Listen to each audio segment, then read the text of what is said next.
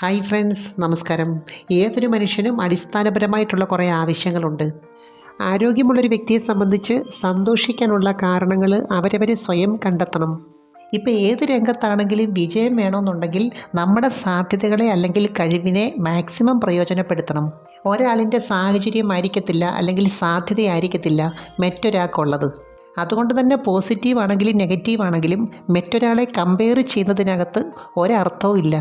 ശരീരത്തിൻ്റെ ആരോഗ്യത്തിനും മനസ്സിൻ്റെ ആരോഗ്യത്തിനും ഓരോരുത്തരുടെയും കഴിവനുസരിച്ച് പല കാര്യങ്ങളും ചെയ്യേണ്ടതായിട്ടുണ്ട്. അപ്പം ഞാൻ ഇന്ന് പറയുന്നത് ലൈംഗികതയിൽ പൂർണ്ണ സംതൃപ്തി കിട്ടാനായിട്ട് പങ്കാളികൾ ശ്രദ്ധിക്കേണ്ട ചില കാര്യങ്ങളെക്കുറിച്ചാണ്. അതിനു മുമ്പ് ഈ ചാനൽ ആദ്യമായിട്ട് കാണുവാണെങ്കിൽ ഒന്ന് ലൈക്ക് ചെയ്യണം, സബ്സ്ക്രൈബ് ചെയ്യണം, ഷെയർ ചെയ്യണം കേട്ടോ. ഇപ്പോൾ ഏത് കാര്യമാണെങ്കിലും ഷെയർ ചെയ്യുമ്പോൾ അതിൻ്റേതായിട്ടുള്ള ചില രീതികളുണ്ട്, ചില മെത്തേഡുകളുണ്ട്. ഇപ്പം ദാമ്പത്യത്തിനകത്താണെങ്കിലും ഈ ഒരു കാര്യം പങ്കുവെക്കുമ്പോൾ അടിസ്ഥാനപരമായിട്ടുള്ള ചില കാര്യങ്ങൾ വേണം. ഏറ്റവും പ്രധാനമായിട്ട് രണ്ടു പേർക്കും ഇതിനോട് നല്ല ആഗ്രഹം വേണം, അതുപോലെ തന്നെ പരസ്പരം നല്ല ആകർഷണവും വേണം. പിന്നെ ഏറ്റവും പ്രധാനമായിട്ട് ഇത് ചെയ്യാൻ പറ്റിയ സാഹചര്യം വേണം, പിന്നെ അത്യാവശ്യം പ്രൈവസിയും വേണം.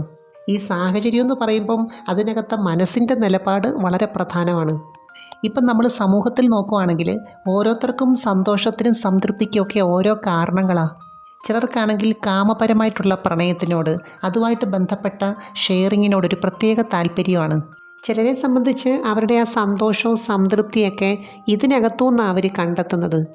ഇഷ്ടപ്പെട്ട പങ്കാളിയോട് മുമ്പ് ചെയ്ത ആ ഒരു ഓർമ്മയുണ്ടല്ലോ, അത് മാത്രം മതി കുറേ നാളത്തെ സന്തോഷത്തിന്. ചില പങ്കാളികളെ സംബന്ധിച്ച് അവർക്ക് ഈ ഒരു എനർജി ലെവൽ പെട്ടെന്ന് ഉണ്ടാക്കിയെടുക്കാൻ പറ്റും. അതിനുവേണ്ടി ഒരു പ്രത്യേക സാഹചര്യത്തിലുള്ള സ്പർശനവും ചുംബനവും മാത്രം മതി. നമ്മളിപ്പോൾ സാധാരണ രീതി നോക്കുവാണെങ്കിൽ ഈ സമയത്ത് ആർക്കെങ്കിലും ഒരാൾക്ക് നല്ല താല്പര്യവും നല്ല മൂഡും കാണും. എന്നാൽ പങ്കാളിയിൽ ആർക്കെങ്കിലും ഒരാൾക്ക് എന്തോ അത്ര നല്ലൊരു മൂഡില്ല, ഏതോ ചില നെഗറ്റീവായിട്ടുള്ള ചിന്തകൾ. ഈ അസംതൃപ്തി ഉണ്ടാകുന്നതിൻ്റെ ഏറ്റവും അടിസ്ഥാനപരമായിട്ടുള്ളൊരു കാര്യമായത്. സ്ത്രീ പങ്കാളികളെ സംബന്ധിച്ച് അവരുടെ കാലിൻ്റെ മസിൽസിന് എത്രത്തോളം റിലാക്സേഷൻ കിട്ടുന്നോ അത്രത്തോളം ഈ ഒരു മൂഡിലേക്ക് വരും. അവരെ സംബന്ധിച്ച് ചില ഭാഗങ്ങളിലുള്ള സ്പർശനത്തിന് വളരെയേറെ പ്രാധാന്യമുണ്ട്. എന്നുവെച്ചാൽ കാലുകളിലേക്കുള്ള രക്തയോട്ടം നിയന്ത്രിക്കുന്നത് പല പ്രഷർ പോയിൻറ്റുകളുമാണ്.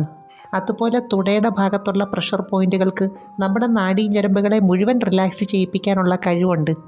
അതുകൊണ്ട് തൽക്കാലത്തേക്കാണെങ്കിലും ഇതുമായിട്ട് ബന്ധമില്ലാത്ത എല്ലാ ചിന്തകളെയും മാറ്റി ഊർജത്തെ മുഴുവൻ ഒരു പ്രത്യേക കേന്ദ്രത്തിലേക്ക് എത്തിക്കാനുള്ള കഴിവ് ഇതിനുണ്ട്.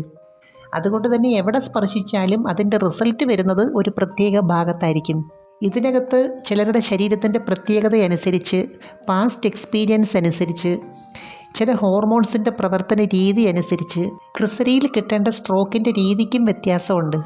ഒരു വ്യക്തിയെ സംബന്ധിച്ച് ഇതിൻ്റെ പ്രവർത്തനം ഏത് രീതിയിലാണെന്ന് മനസ്സിലാക്കുവാണ് പങ്കാളി ആദ്യമായിട്ട് ചെയ്യേണ്ടത്. കാരണം നമ്മളൊരു 10 പേരെ എടുത്താൽ ഇതിനകത്ത് സ്ട്രോക്ക് കിട്ടേണ്ട രീതി 10 തരത്തിലായിരിക്കും. പലർക്കും ഈ രീതി കൂടുതലായിട്ട് ഇഷ്ടപ്പെടാൻ കാരണം ഇത് പൂർണ്ണമായിട്ടുള്ളൊരു സംതൃപ്തി ഉണ്ടാക്കി കൊടുക്കുന്നുണ്ട്. അതുപോലെ സാധാരണ രീതിയിൽ നിന്നും വ്യത്യസ്തമായിട്ടാണ് ചെയ്യുന്നതെങ്കിൽ അത് ഓർമ്മയിൽ കൂടുതലായിട്ട് തങ്ങി നിൽക്കും. ഇപ്പം നമ്മളൊരു കാര്യം കൂടുതലായിട്ട് ആസ്വദിക്കുന്നുണ്ടെങ്കിൽ അതിൻ്റെ പിന്നിൽ പല ഘടകങ്ങളും ഉണ്ട്. ഇപ്പം ഏത് കാര്യമാണെങ്കിലും രണ്ട് വ്യക്തികൾ തമ്മിലൊരു കാര്യം ഷെയർ ചെയ്യുമ്പോൾ അത് ആസ്വദിക്കാൻ പറ്റുന്നത് എന്തുകൊണ്ടാണ്? നമുക്ക് പറ്റിയ ഒരു പങ്കാളി വരുന്നത് കൊണ്ടാണ്. തന്നെയല്ല, പരസ്പരം അങ്ങോട്ടും ഇങ്ങോട്ടുമുള്ള ചില ഇഷ്ടങ്ങളെക്കുറിച്ച്, ഇഷ്ടമില്ലാത്ത കാര്യങ്ങളെക്കുറിച്ച് നന്നായിട്ട് മനസ്സിലാക്കിയിട്ടുണ്ട്. ചിലരെ സംബന്ധിച്ച് ഈ സമയത്ത് മാറിടത്തിൽ പ്രതീക്ഷിക്കുന്ന ചില ക്രിയകളുണ്ട്. അതുപോലെ തന്നെ പ്രതീക്ഷിക്കുന്ന ചില പെരുമാറ്റ രീതികളുണ്ട്, ചുംബന രീതികളുണ്ട്.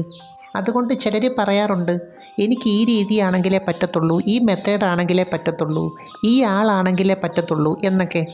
നമ്മുടെ മനസ്സിന് ഇഷ്ടപ്പെട്ട ഒരാളോട് സംസാരിക്കുമ്പോൾ ഒരു പ്രത്യേക സന്തോഷമാണ്, ഒരു പ്രത്യേക ഊർജ്ജമാണ്.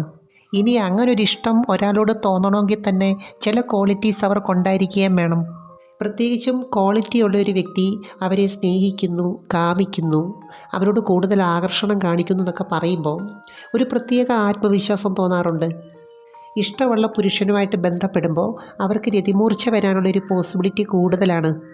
കാരണം ഇവരുടെ സാന്നിധ്യത്തിൽ എല്ലാ ഹോർമോണുകളും ശരിയായ രീതിയിൽ പ്രവർത്തിക്കുന്നുണ്ട്.